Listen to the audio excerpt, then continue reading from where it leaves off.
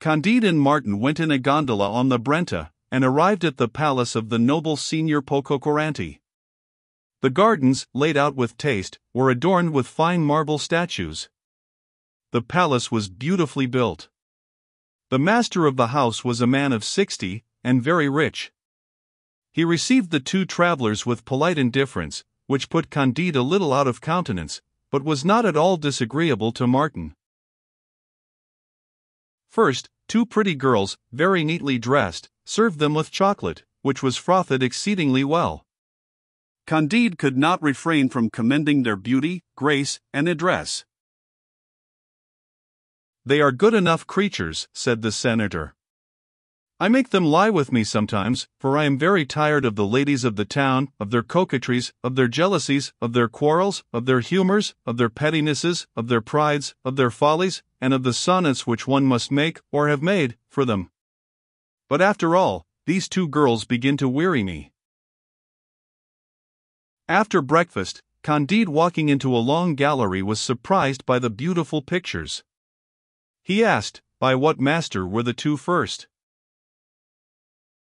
"They are by Raphael," said the senator. "I bought them at a great price, out of vanity, some years ago. They are said to be the finest things in Italy, but they do not please me at all. The colors are too dark, the figures are not sufficiently rounded, nor in good relief, the draperies in no way resemble stuffs. In a word, whatever may be said, I do not find there a true imitation of nature. I only care for a picture when I think I see nature itself, and there are none of this sort. I have a great many pictures, but I prize them very little." While they were waiting for dinner, Pococurante ordered a concert. Candide found the music delicious. "This noise," said the senator, "may amuse one for half an hour, but if it were to last longer it would grow tiresome to everybody, though they durst not own it. Music, today, is only the art of executing difficult things, and that which is only difficult cannot please long. Perhaps I should be fonder of the opera if they had not found the secret of making of it a monster which shocks me. Let who will go to see bad tragedies set to music, where the scenes are contrived for no other end than to introduce 2 or 3 songs ridiculously out of place, to show off an actress's voice. Let who will, or who can, die away with pleasure at the sight of an eunuch quavering the role of Caesar, or of Cato, and strutting awkwardly upon the stage. For my part, one have long since renounced those paltry entertainments which constitute the glory of modern Italy, and are purchased so dearly by sovereigns." Candide disputed the point a little, but with discretion. Martin was entirely of the senator's opinion. They sat down to table, and after an excellent dinner they went into the library. Candide, seeing a Homer magnificently bound, commended the virtuoso on his good taste. "There," said he, "is a book that was once the delight of the great Pangloss, the best philosopher in Germany." "It is not mine," answered Pococurante coolly. "They used it one time to make me believe that I took a pleasure in reading him. But that continual repetition of battles, so extremely like one another, those gods that are always active without doing anything decisive, that Helen who was the cause of the war, and who yet scarcely appears in the piece, that Troy, so long besieged without being taken, all these together caused me great weariness. I have sometimes asked learned men whether they were not as weary as I of that work. Those who were sincere have owned to me that the poem made them fall asleep, yet it was necessary to have it in their library as a monument of antiquity, or like those rusty metals which are no longer of use in commerce." "But your Excellency does not think thus of Virgil," said Candide. "I grant," said the senator, "that the 2nd, 4th, and 6th books of his Aeneid are excellent, but as for his pious Aeneas, his strong Cloanthus, his friend Achates, his little Ascanius, his silly King Latinus, his bourgeois Amata, his insipid Lavinia, I think there can be nothing more flat and disagreeable. I prefer Tasso a good deal, or even the soporific tales of Ariosto." "May I presume to ask you, sir," said Candide, "whether you do not receive a great deal of pleasure from reading Horace?" "There are maxims in this writer," answered Pococurante, from which a man of the world may reap great benefit, and being written in energetic verse they are more easily impressed upon the memory. But I care little for his journey to Brundusium, and his account of a bad dinner, or of his low quarrel between one Rupilius whose words he says were full of poisonous filth, and another whose language was imbued with vinegar. I have read with much distaste his indelicate verses against old women and witches, nor do I see any merit in telling his friend Maecenas that if he will but rank him in the choir of lyric poets, his lofty head shall touch the stars. Fools admire everything in an author of reputation. For my part, I read only to please myself.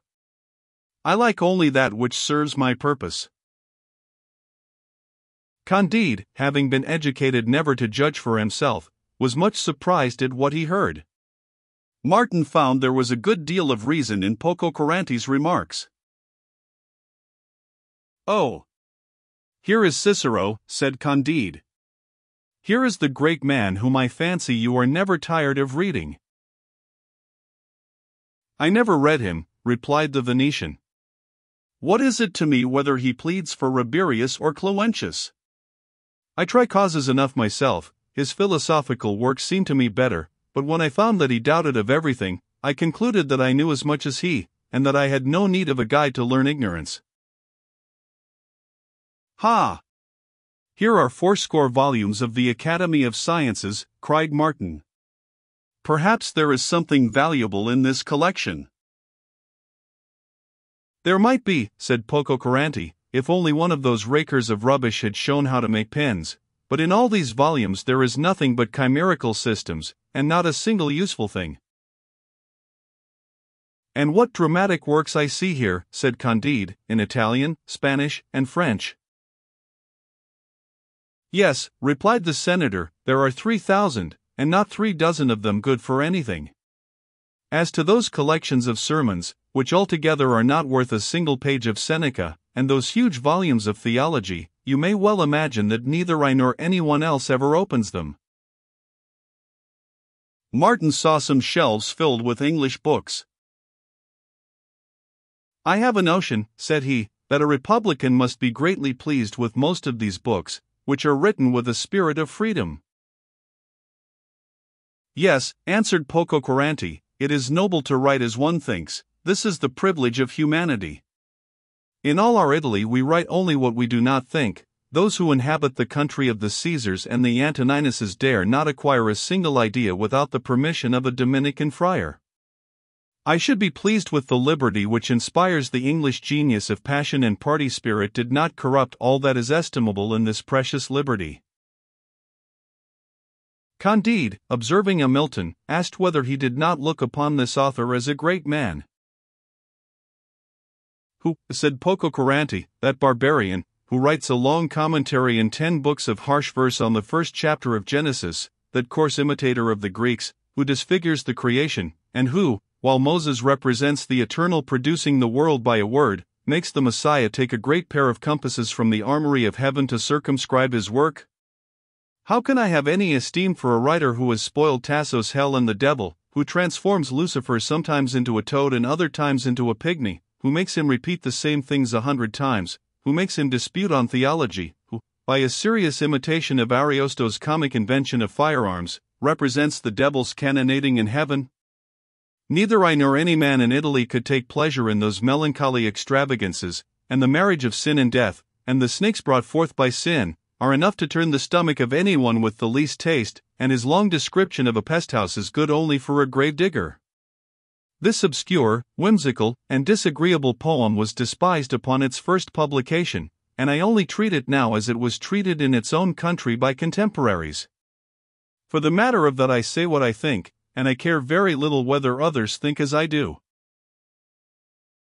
Candide was grieved at this speech, for he had a respect for Homer and was fond of Milton. "Alas," said he softly to Martin, "I am afraid that this man holds our German poets in very great contempt." "There would not be much harm in that," said Martin. "Oh, what a superior man," said Candide below his breath. "What a great genius is this Pococurrante! Nothing can please him." After their survey of the library, they went down into the garden, where Candide praised its several beauties. "I know of nothing in so bad a taste," said the master. "All you see here is merely trifling. After tomorrow I will have it planted with a nobler design." "Well," said Candide to Martin when they had taken their leave, "you will agree that this is the happiest of mortals, for he is above everything he possesses." "But do you not see," answered Martin, "that he is disgusted with all he possesses? Plato observed a long while ago that those stomachs are not the best that reject all sorts of food." "But is there not a pleasure," said Candide, "in criticizing everything, in pointing out faults where others see nothing but beauties?" "That is to say," replied Martin, "that there is some pleasure in having no pleasure." "Well, well," said Candide, "I find that I shall be the only happy man when I am blessed with the sight of my dear Cundinde." "It is always well to hope," said Martin. However, the days and the weeks passed. Cacambo did not come, and Candide was so overwhelmed with grief that he did not even reflect that Paquette and Friar Giroflée did not return to thank him.